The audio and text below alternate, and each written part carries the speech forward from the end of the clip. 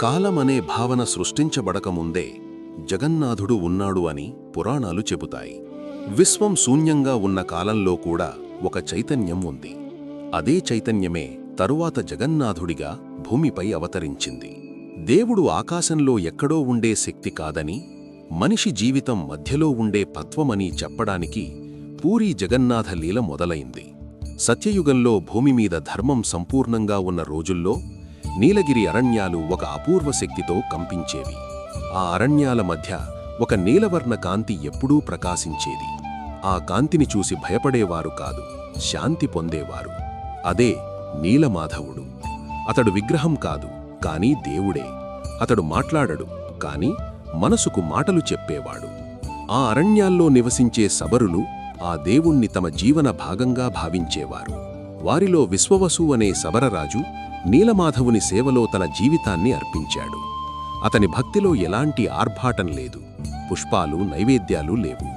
అడవి పండ్లు, నీరు, స్వచ్ఛమైన హృదయం అంతే. దేవుడు కూడా అదే భక్తిని అంగీకరించాడు. అక్కడ దేవుడు రాజును అడగలేదు, నీ కులమేమిటని. భక్తి ఉందా లేదా అనేదే ప్రశ్న. ఇదే జగన్నాథ తత్వానికి మొదటి అడుగు. కాలం గడిచింది. నీలమాధవుని మహిమ దేశమంతా వ్యాపించింది. రాజులు, మహారాజులు ఈ దివ్యతత్వాన్ని దర్శించాలని కోరుకున్నారు. ఇంద్రద్యుమ్న మహారాజు తన రాజ్యాన్ని కూడా పక్కన పెట్టి నీలగిరి అరణ్యాలకు వచ్చాడు. అతడు దేవుణ్ణి ప్రపంచానికి చూపాలనుకున్నాడు. కాని దేవుడు బంధించబడే వస్తువు కాదు. నీలమాధవుడు అంతర్ధానమయ్యాడు. రాజు నిరాశతో కూలిపోయాడు. అప్పుడే ఆకాశవాణి వినిపించింది, నేను నీలమాధవుడిగా కాదు, దారుబ్రహ్మగా అవతరిస్తాను. చెక్క రూపంలో, కాని అనంతతత్వంగా. అప్పటి నుండి రాజు తన జీవితాన్ని తపస్సుగా మార్చాడు. నీలాచలం ఒక సాధారణ కొండ కాదు, తపోభూమిగా మారింది. చాలా కాలం తర్వాత సముద్రపు అనలు ఒక అద్భుత దారువును ఒడ్డుకు తెచ్చాయి. ఆ చెక్క సాధారణ చెట్టు కాదు. దానిపై శంఖం, చక్రం, గదా గుర్తులు మెరిశాయి. అది చూసిన రాజు హృదయం కంపించింది. అదే సమయంలో ఒక వృద్ధ బ్రాహ్మణుడు అక్కడికి వచ్చాడు. అతడే విశ్వకర్మ. అతడు విగ్రహాలను తయారు చేయడానికి అంగీకరించాడు. కాని ఒక కఠినమైన నియమం పెట్టాడు. ఎవరూ లోపల చూడకూడదు. శబ్దం ఆగిపోయినా తలుపు తెరవకూడదు. రోజులు గడిచాయి. మల్లెవాసన, చెక్క శబ్దాలు వినిపించేవి. ఒకరోజు శబ్దం ఆగిపోయింది. రాజు ఆతృత తట్టుకోలేక తలుపు తెరిచాడు. ఆ క్షణంలో విశ్వకర్మ అంతర్ధానమయ్యాడు. లోపల ఉన్నవి అపూర్ణ విగ్రహాలు. చేతులు లేవు, కాళ్ళు లేవు, కాని విస్తారమైన కళ్ళు. అదే జగన్నాథుడు, బలభద్రుడు, సుభద్ర. అపూర్ణ రూపంలోనే సంపూర్ణ తత్వాన్ని చూపించిన క్షణమది. ద్వాపరయుగం ముగిసిన తర్వాత శ్రీకృష్ణుడు భూమిని విడిచినప్పుడు అతని దేహం నశించింది, కాని హృదయం కాలిపోలేదు. ఆ హృదయం భూమిపై దాచబడింది.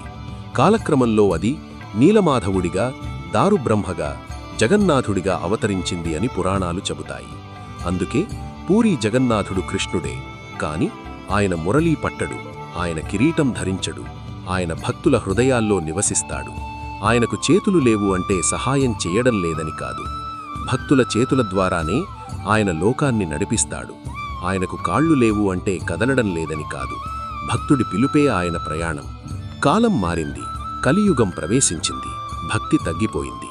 కాని జగన్నాథుడు తగ్గలేదు. గంగవంశపు రాజైన అనంతవర్మన్ చోడగంగదేవుడు పూరీ జగన్నాథ ఆలయాన్ని నిర్మించాడు. రాయిమీద రాయి కట్టిన నిర్మాణమది కాదు. శతాబ్దాల భక్తిని ఒకేచోట నిలిపిన స్మారకం. సముద్రగాలులకు ఎదురుగా ఎగిరే జెండా, ఎప్పుడూ నేలపై పడని శిఖర నీడ, ప్రతిరోజూ మారే ధ్వజం, ఇవన్నీ మనిషికి అర్థం కాని దేవుడి లీలలు.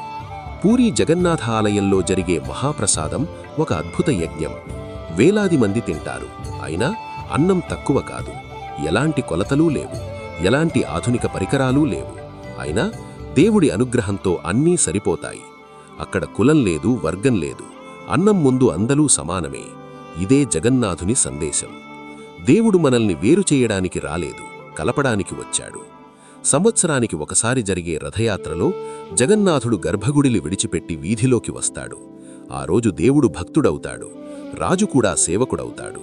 లక్షల మంది ఒకే తాడు లాగుతారు. ఎవరు లాగుతున్నారో కాదు, ఎవరి కోసం లాగుతున్నారో ముఖ్యం. దేవుడు మన దగ్గరకు రావడమే ఆ యాత్ర యొక్క అసలైన అర్థం. జగన్నాథుడు దూరంలో లేడని, మన జీవితంలోనే ఉన్నాడని చెప్పే లీల అది.